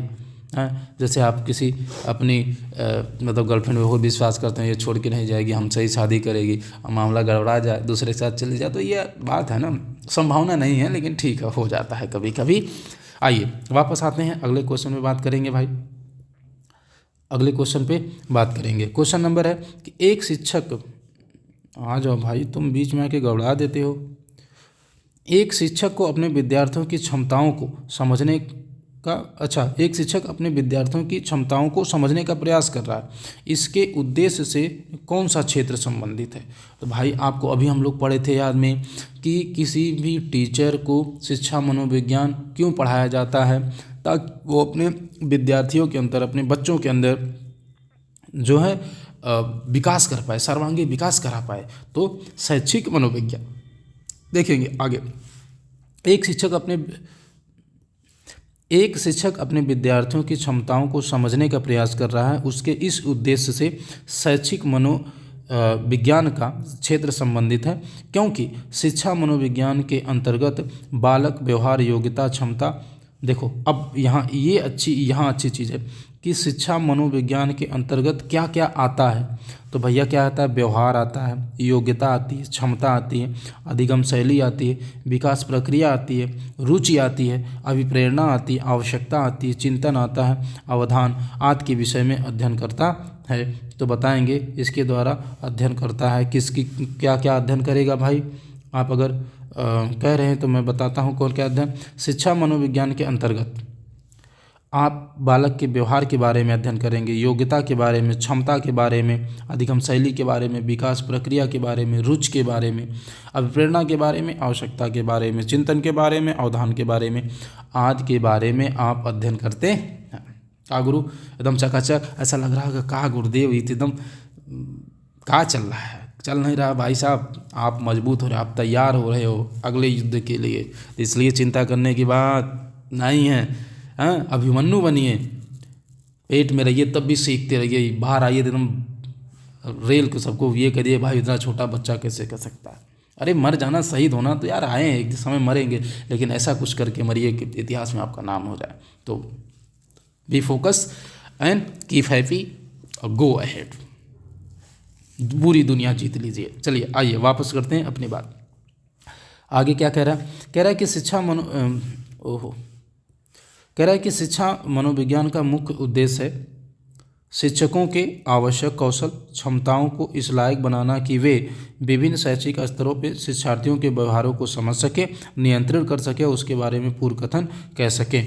देखो आगे कह रहा है कि जबकि शैक्षिक समाजशास्त्र, सामाजिक दर्शन, माध्यम मनोविज्ञान के क्षेत्र में विद्यार्थियों की क्षमताओं को समझने का प्रयास संबंधित नहीं आता। कौन सही है? ऑप्शन नंबर डी आपका सही जवाब है। तो ध्यान में रखेंगे, ऑप्शन नंबर डी आपका सही जवाब। ये तो पहले फिक्स हो गया था, तो फिर अलग से क्या बात किया जाए। ठीक है, यहाँ तक बाबू कोई दिक्कत परेशानी? क्वेश्चन नंबर 26 है, आइए क्वेश्चन नंबर 27 और क्वेश्चन नंबर 28 तो हमें लग रहा है कि हम धाए एक मिनट में निपटा के ख़त्म कर देंगे। कह रहा है कि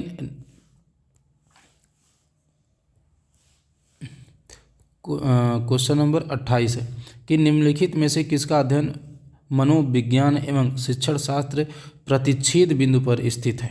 मतलब कहाँ पे स्थित है? तो इसका सीधा सीधा जवाब होगा शैक्षिक मनोविज्ञान। किसमें है कि किसका अध्ययन शिक्षा मनोविज्ञान या मनोविज्ञान और शिक्षण शास्त्र के दोनों एक जगह मिलते हैं, तो वह स्थान का नाम क्या है? शैक्षिक मनोविज्ञान। शैक्षिक मनोविज्ञान क्या नहीं है? तो भाई कभी भी शैक्षिक मनोविज्ञान आदर्श मूलक विज्ञान हो ही नहीं सकता है। आदर्श मूलक, देखो शैक्षिक विज्ञान का मतलब है कि शिक्षा के क्षेत्र में हर तरीके की बात करेगी, लेकिन शिक्षा आपका सर्वांगीण विकास करेगी। तो व्यवहारिक विज्ञान, प्रयुक्त विज्ञान या सामाजिक विज्ञान या प्रयुक्त विज्ञान का कोई मतलब ही नहीं है। व्यवहारिक विज्ञान बहुत छोटा हो जाता है, और जबकि आदर्श मूलक विज्ञान, मतलब ऐसे समझ जाओ, आदर्श मूलक जो विज्ञान है, देख लो डिटेल कहता है कि थोड़ा सा और समझ में आ जाएगा आपको कि शैक्षिक मनोविज्ञान आदर्श मूलक विज्ञान नहीं है। अब क्या है? यह व्यवहारिक विज्ञान, प्रयुक्त विज्ञान और सामाजिक विज्ञान है। सॉरी, मैं कुछ और ही समझ लिया था भाई। ये नहीं के चक्कर में ना सब नौटंकी गड़बड़ हुई है, नहीं के चक्कर में। नहीं, हम थोड़ा दिमाग से हट गया तो एक्सप्लेनेशन गलत हो गया ना भाई। तो ध्यान में रखेंगे, शैक्षिक मनोविज्ञान आदर्श मूलक नहीं है।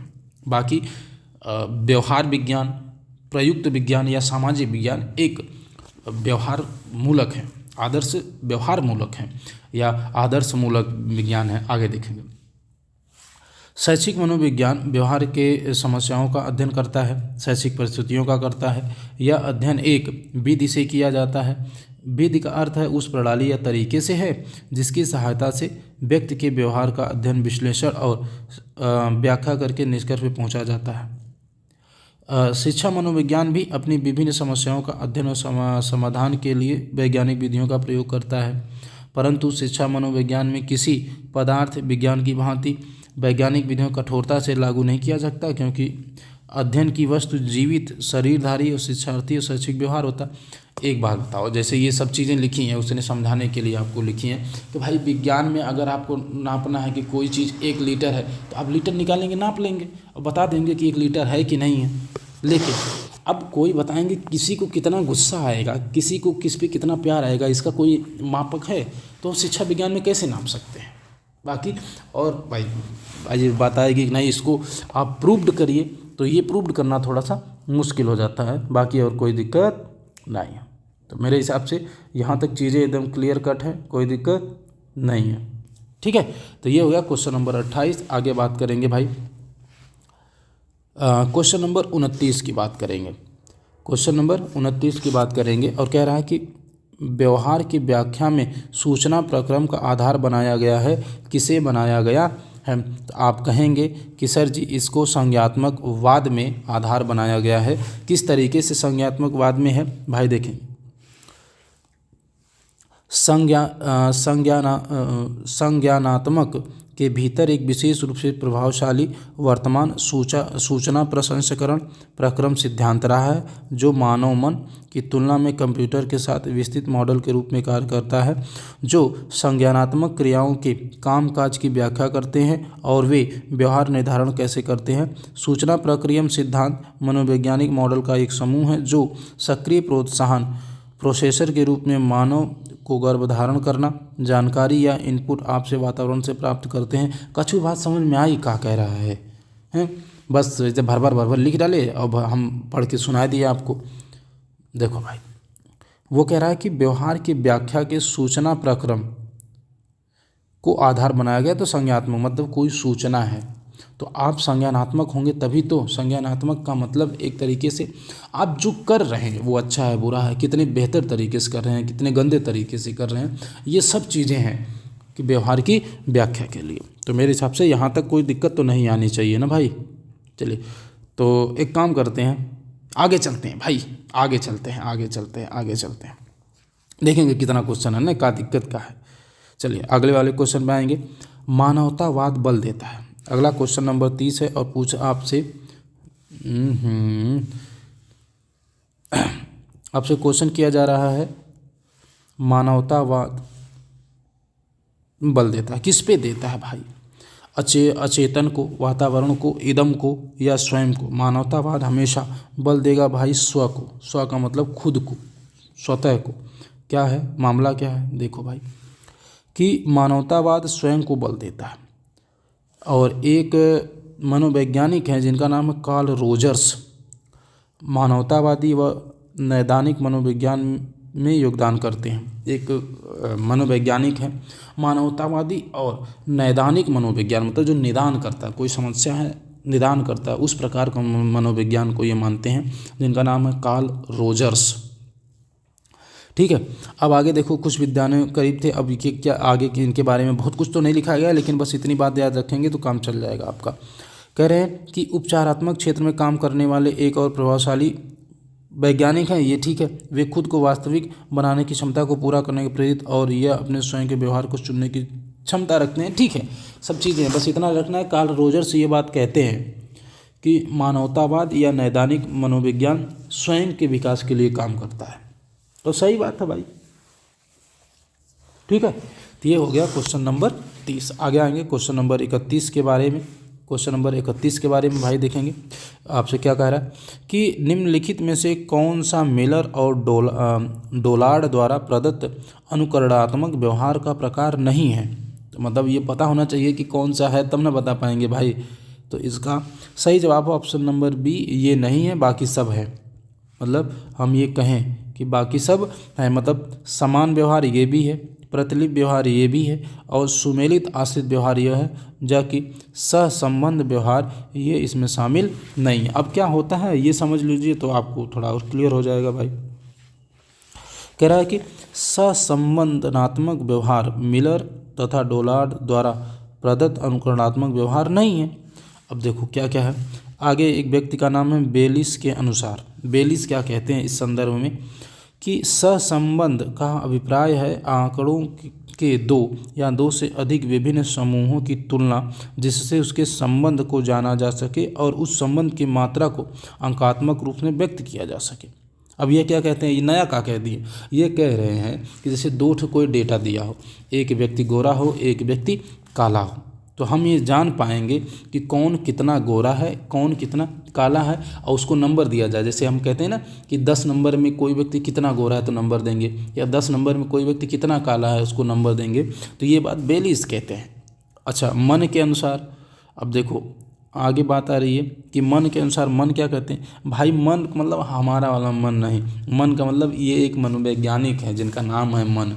नहीं तो आप सोचे अरे भैया हमारा वाला मन, ना बाबू, मन के अनुसार है, मतलब एक मनोवैज्ञानिक है। ये कह रहे हैं कि सहसंबंध दो चरों के बीच संकीर्णता के स्तर को एक सांख्यिकीय मापन है। अब ध्यान से समझिएगा, एकदम गजब का क्वेश्चन भाई, पीछे वाला क्वेश्चन रिपीट हुआ है कि सहसंबंध दो चरों के बीच होता है, वहाँ से क्वेश्चन पूछा गया था। अभी पीछे हम लोग यही क्वेश्चन पढ़ के आए हैं, तो समझिएगा वो किसके अनुसार दिया गया था, मन के अनुसार। मतलब आप देख रही हैं कि जो उन लोगों ने बातें कही हैं उनके अनुसार भी क्वेश्चन पूछा गया है। आगे देखो क्वेश्चन नंबर 32 है भाई। क्वेश्चन नंबर 32 है कि जब एक ही विषय के विकास का अध्ययन अधिक समय अवधि तक किया जाता है तो इस अध्ययन को क्या कहते हैं?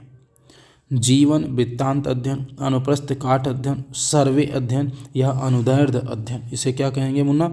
इसे क्या कहेंगे? इसे कहेंगे अनुदैर्ध्य अध्ययन। इसका सही जवाब है अनुदैर्ध्य अध्ययन। एक ही विषय के बारे में अगर बहुत लंबे समय तक आप अध्ययन करते हैं तो उसे बोला जाता है अनुदैर्ध्य अध्ययन। आगे देखेंगे भाई, इसका डिटेल देख लेते हैं, क्लियर हो जाएगा। कह रहा है कि अनुदैर्ध्य अध्ययन में एक ही विषय का अध्ययन बार बार किया जाता है, वही वाला है आगे आप समझ चुके हैं ना, जिसमें किसी समय के होने वाले परिवर्तन का पता लगाया जा सके। अनुदैर्ध्य अध्ययन एक प्रकार का सह संबंध अनुसंधान है जिसके चरों को निरीक्षण और संग्रह करते हैं। मतलब कोई अध्ययन आप कर रहे हैं, बार बार उसी अध्ययन कर रहे हैं कि कितनी वैधता है, कितनी विश्वसनीयता है, कितना वस्तुनिष्ठ है, तो उसे बोलते हैं अनुदैर्ध्य अध्ययन। ध्यान से बस। क्वेश्चन नंबर 33, शिक्षा मनोविज्ञान की वह शाखा है जो शिक्षण और सीखने से संबंधित है। यह कथन किसके द्वारा दिया गया? ये क्वेश्चन अच्छा है कि कह रहा है कि शिक्षा मनोविज्ञान की वह शाखा है जिसमें शिक्षण और सीखने से संबंधित है। तो ये बात कही गई है किसके द्वारा? स्किनर के द्वारा। किसके द्वारा किया गया है? स्किनर के द्वारा। तो हम कहेंगे कि शिक्षा मनोविज्ञान की वह शाखा है जो शिक्षण और सीखने से संबंधित है। यह कथन स्किनर के द्वारा दिया गया है। मतलब शिक्षण और सीखने से संबंधित है। किससे संबंधित है? शिक्षण और सीखने से संबंधित है, और ये बात कही गई है स्किनर के द्वारा। अब इसमें और क्या क्या है ये समझ लीजिए।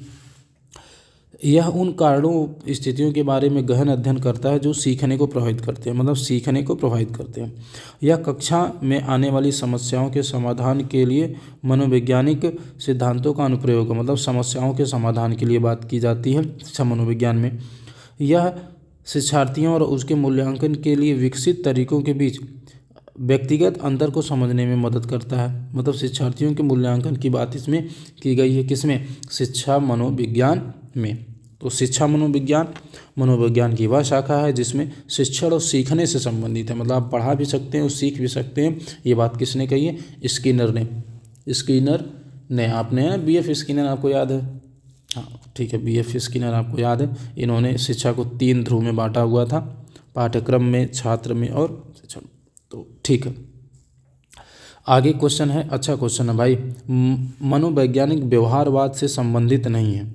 कौन ऐसे मनोवैज्ञानिक हैं जो व्यवहारवाद से संबंधित नहीं है? कौन मनोवैज्ञानिक जो व्यवहारवाद से संबंधित नहीं है? तो इसमें भाई एक है फ्रायड, ये व्यवहारवाद से संबंधित नहीं है। जबकि और जितने हैं जैसे वाटसन व्यवहारवाद का जनक माना जाता है, हल संबंधित है, स्किनर भी उचित संबंधित है। तो ये ध्यान में रखेंगे आप लोग, ठीक है। देखो व्यवहारवाद से कौन कौन संबंधित है भाई? व्यवहारवाद से कौन कौन संबंधित है?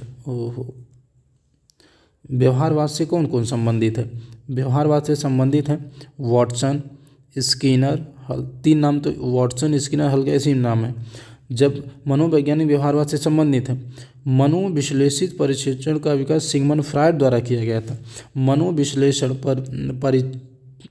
परिप्रेक्ष्य में व्यवहार व मानसिक क्रियाओं को समझने एवं व्याख्या करने में अचेतन, अभिप्रेरक और शैशवावस्था व पूर्व बाल्यावस्था की अनुभूतियों पर अधिक ध्यान दिया जाता है।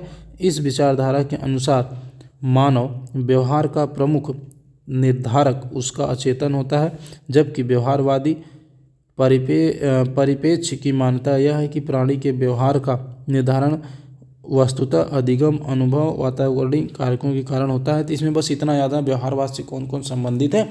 बाकी सिगमंड फ्रायड किसके लिए जाने जाते हैं? तो ये मनोविश्लेषणवाद के लिए जाने जाते हैं सिगमंड फ्रायड, ठीक है। आगे आएंगे क्वेश्चन नंबर 35। जिन क्वेश्चनों पे जितना समय देना उतना ही देंगे भाई, और ज़्यादा दे के क्या करेंगे? हाँ, कुल मिला जुला के वो आपने सुनी है कि जिसको आप जितना ज़्यादा समय देंगे वो आपका उतना हो जाएगा। इसका मतलब आप पढ़ाई को जितना समय देंगे पढ़ाई आपकी उतनी हो जाएगी। सही बात है। शिक्षा मनोविज्ञान की विषय वस्तु निम्न में से किस मुख्य कारकों के आसपास घूमती है? किसके घूमती है? सभी विकल्प। देखो सभी विकल्प सही हैं। अब सही क्यों है ये समझ जाओ। शिक्षार्थी, अधिगम, अनुभव, बात तो सही है। शिक्षक, अधिगम प्रक्रिया, अधिगम परिस्थितियाँ, तीनों बात तो एक ही लिखी है यार, घुमा फिरा के लिखी गई, इसलिए सही है। अब देख लीजिए डिटेल इसने क्या करा है। डिटेल में इसने क्या कहा है? ये कहता है कि शिक्षा मनोविज्ञान विषय वस्तु शिक्षार्थी, अधिगम अनुभव, शिक्षार्थी, अधिगम प्रक्रिया, अधिगम परिस्थितियाँ हैं जैसे मुख्य कारकों आसपास घूमती है। शिक्षा मनोविज्ञान की वह शाखा है जो मानव व्यवहार के उन्नयन व अभिमार्जक से संबंधित होती है। इसके अंतर्गत मनोविज्ञान की मूल संप्रत्ययों सिद्धांतों का अनुप्रयोग शैक्षणिक परिस्थितियों में किया जाता है।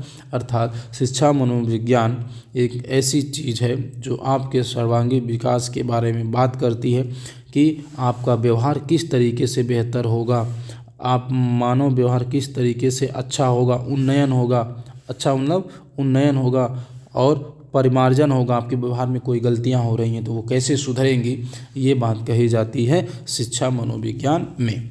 तो शिक्षा मनोविज्ञान शिक्षार्थियों अधिगम, शिक्षक और अधिगम प्रक्रिया, अधिगम परिस्थितियों के आसपास ही घूमती रहती है। तो क्वेश्चन नंबर 35 भी हो गया। आएंगे क्वेश्चन नंबर 36 देखेंगे भाई। देखो बाबू, आप कहेंगे अरे सर जी टाइम हम जाए तेल लेने, जब पूरा पढ़ रहे हैं तो ख़त्म करेंगे एकदम पूरा, ताकि रिवीजन में कोई गलती ना हो। ठीक है, क्वेश्चन नंबर 36 आके देखेंगे भाई। क्वेश्चन नंबर 36 कह रहा है कि शिक्षा मनोविज्ञान का अध्ययन अध्यापक को इसलिए करना चाहिए क्योंकि क्या है करना चाहिए, इससे आत्मसंतुष्टि है ना रे, इसके लिए नहीं, इससे प्रभावित ना भैया, इससे अपने परिचय प्रथम ना ना ना ना, इसलिए अध्ययन करना चाहिए, इसकी ये सही है। और इसलिए अध्ययन करना चाहिए कि इसकी सहायता से, ध्यान समझेंगे, इसकी सहायता से अपने शिक्षण को अधिक प्रभावशाली बनाया जा सकता है।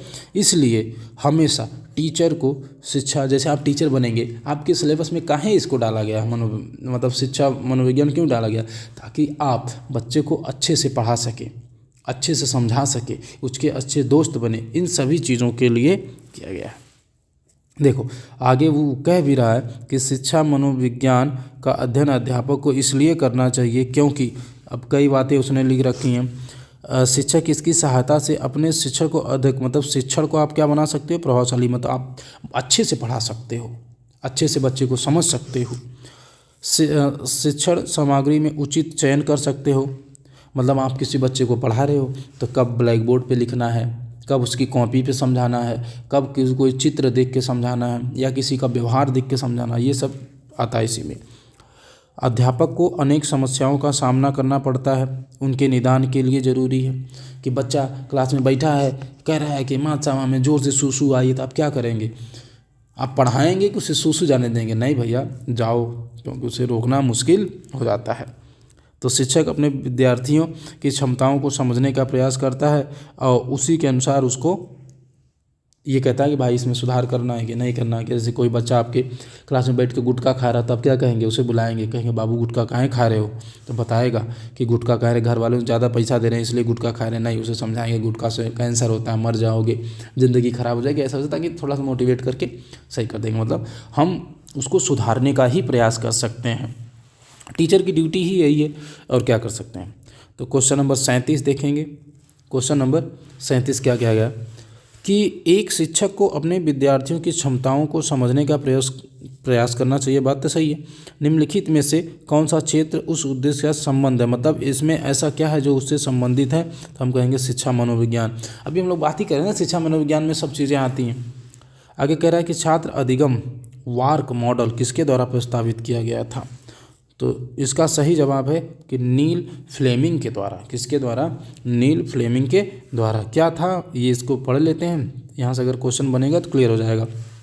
देखो छात्र अधिगम वार्क, मतलब छात्र अधिगम का मतलब जो वो सीख रहे हैं उसका जो वार्क होता है मॉडल, किसके द्वारा, नील फ्लेमिंग के द्वारा प्रस्तावित किया गया था। जो वार्क न्यूरो लैंग्वेज प्रोग्रामिंग है, NLP न्यूरो लैंग्वेज प्रोग्रामिंग का विस्तारित रूप है। वार्क मॉडल 1987 में लिंकन विश्वविद्यालय में किए गए शोध कार्य के माध्यम से लॉन्च किया गया था। तो आपसे क्वेश्चन पूछा जा सकता है कि वार्क मॉडल कब लॉन्च किया गया, तो 1987 में। किस विश्वविद्यालय से लॉन्च किया गया, तो लिंकन विश्वविद्यालय से। इससे संबंधित कौन है, नील फ्लेमिंग है। और इसमें क्या किया जाता है, छात्रों का अधिगम का वार्क बनाया जाता है, उसको समझा जाता है कैसे कैसे क्या है। तो अधिगम वार्क से संबंधित कौन है, नील फ्लेमिंग है। वार्क मॉडल कहाँ लागू किया गया था, कहाँ से लॉन्च किया गया था, तो लिंकन विश्वविद्यालय से 1987 में इसे लॉन्च किया गया था। ठीक है, आगे देखेंगे क्वेश्चन नंबर 39। क्वेश्चन नंबर 39 देखेंगे भाई, क्या पूछा गया आपसे। कह रहा है कि शिक्षा मनोविज्ञान की उत्पत्ति का वर्ष कौन सा माना जाता है, मतलब कब कहा गया कि ये शिक्षा मनोविज्ञान है। ध्यान से समझेंगे, कब कहा गया भाई, 1900 में इसे माना जाता है। कब माना जाता है, 1900 में इसे माना जाता है। अब इसे आओ डिटेल में पढ़ लेते हैं तो कहानी क्लियर हो जाएगी। शिक्षा मनोविज्ञान की उत्पत्ति वर्ष 1900 से माना जाता है। शिक्षा मनोविज्ञान औपचारिक प्रारंभ आधुनिक काल में, देखो आधुनिक काल में वर्ष 1889 में जी टेंसले हॉल के प्रयोग से माना जाता है। तो ध्यान में रखेंगे कि टेंसले को, मतलब टेंसले हॉल को बाल मनोविज्ञान का अन्वेषक भी कहा जाता है। तो ध्यान में रखेंगे, बाल मनोविज्ञान का अन्वेषक किसे कहा जाता है, तो आप बताएंगे सर जी कहा जाता है किसको, अरे किसको कहा जाता है भाई, एक मिनट, जी टेंसले हॉल को हम क्या कहते हैं, एक मिनट सॉरी भाई, बाल मनोविज्ञान, इसे क्या कहा जाता है भाई, बाल मनोविज्ञान का अन्वेषक भी कहा जाता है। क्या कहते हैं इसको, बाल मनोविज्ञान का अन्वेषक भी कहा जाता है। किसको, जी टेंसले हॉल को। पहली बात ये याद रखनी है। और शिक्षा मनोविज्ञान की उत्पत्ति कब हुई, तो ऐसा माना जाता है कि 1900 में हुई, जबकि आधुनिक अगर पूछे तो आप बताएंगे 1889 में हुई।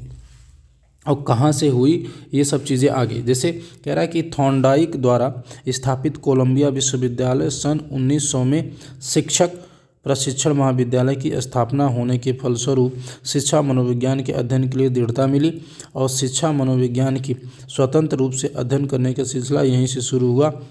और अब अगला जो एकदम गजब का है, शिक्षा मनोविज्ञान का जनक थॉर्नडाइक को माना जाता है। ये बात आपको याद में रखनी है भाई कि थॉर्नडाइक को शिक्षा मनोविज्ञान का जनक माना जाता है। शिक्षा मनोविज्ञान का जनक किसे माना जाता है, तो आप कहेंगे सर थॉर्नडाइक को शिक्षा मनोविज्ञान का जनक माना जाता है। तो ध्यान में रखेंगे, शिक्षा मनोविज्ञान का जनक थॉर्नडाइक को माना जाता है। बाल मनोविज्ञान का अन्वेषक किसे माना जाता है, जी टेंसले को।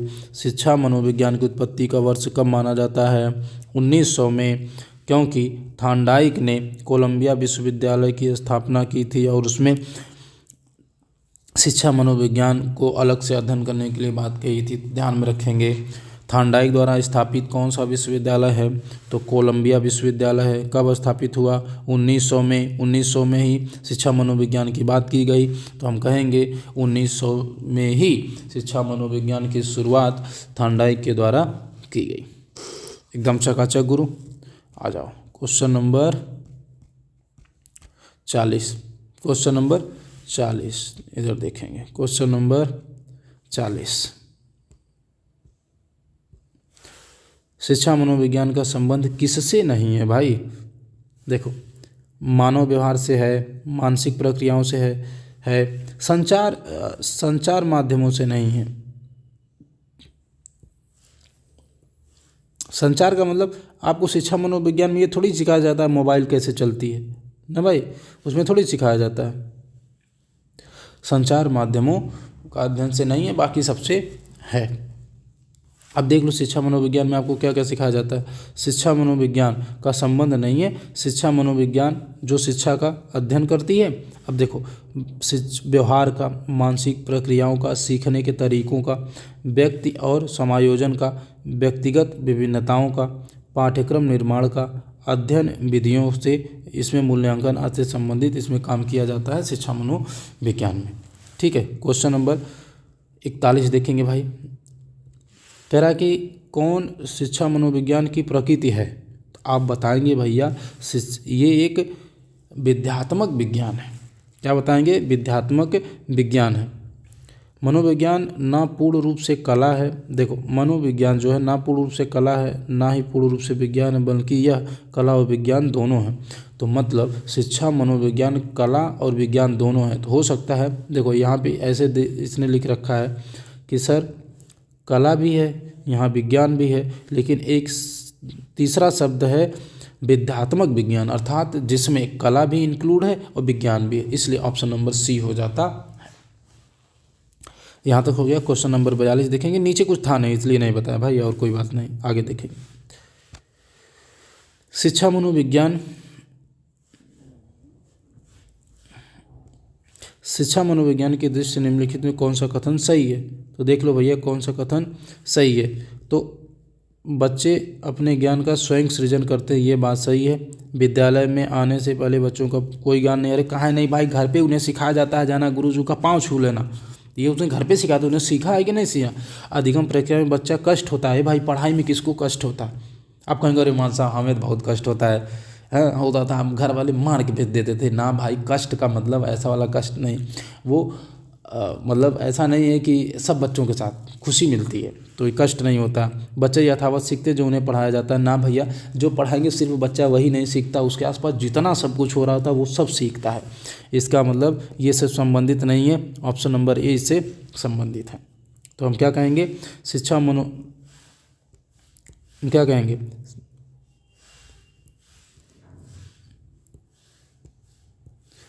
शिक्षा मनोविज्ञान की दृष्टि से बच्चे अपने ज्ञान का स्वयं सृजन करते हैं। बात समझ में आई?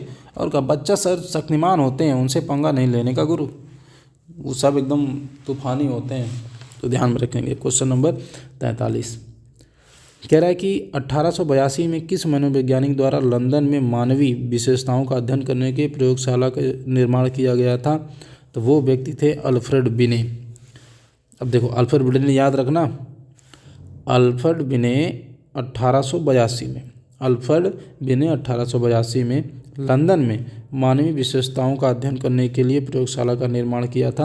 वो वाली प्रयोगशाला नहीं जो अभी हम लोग आगे पढ़े थे, वो वाली प्रयोगशाला नहीं, बिने अलग, अल्फ्रेड बिने, वो अभी हम लोग बात करेंगे जब बौद्धिक लब्धि IQ की, तब उसमें इनका नाम आएगा, उसकी बात हो रही है प्रयोगशाला का, कैसे किसी की बुद्धि मापी उपी जा सकती है, उससे संबंधित ये हैं। अब पढ़े होंगे थोड़ा बहुत, अगर सिलेबस पढ़े हैं तो पढ़े होंगे, और नहीं पढ़े हैं तो फिर तो जिले इलाई की जिंदाबाद ना भाई। चलेंगे। शिक्षा मनोवैज्ञानिक का अध्ययन अध्यापक को इसलिए करना चाहिए। भाई कितना क्वेश्चन पूछा, देख रहे हैं ऐसे क्वेश्चन, कितने क्वेश्चन पूछे गए हैं आपसे कि शिक्षा मनोविज्ञान का अध्ययन अध्यापक को इसलिए करना चाहिए। क्यों करना चाहिए? इससे शिक्षक को आत्मसंतुष्टि मिल सके, ना भैया ना, वह दूसरों को प्रभावित कर सके परीक्षा में, इसकी सहायता। ये क्वेश्चन रिपीट है यार, अभी क्वेश्चन पूरा ऑप्शन भी रिपीट है, तो हाँ ऑप्शन भी रिपीट है, पढ़ने पता चल गया ना, तो ऑप्शन नंबर डी। तो इतने आज क्लास यहीं रखते हैं, क्योंकि क्लास लंबी हो जाएगी तो फिर गड़बड़ा जाएगा गुरु। तो क्वेश्चन नंबर ये 44 था, हम लोगों ने करा, कैसा लगा ज़रूर बताएंगे, और इससे आपको रीड में बहुत मदद मिलेगी, तो इसलिए तैयार रहिए, एकदम मज़े में रहिए। बाकी मिलेंगे आप लोगों से अगले वाले सेशन में अगली वीडियो के साथ। तब तक के लिए सबको मेरी तरफ से शुभकामनाएं। खुश रहिए, पढ़ते रहिए और देखते रहिए मेरा चैनल। जय हिंद, वंदे मातरम।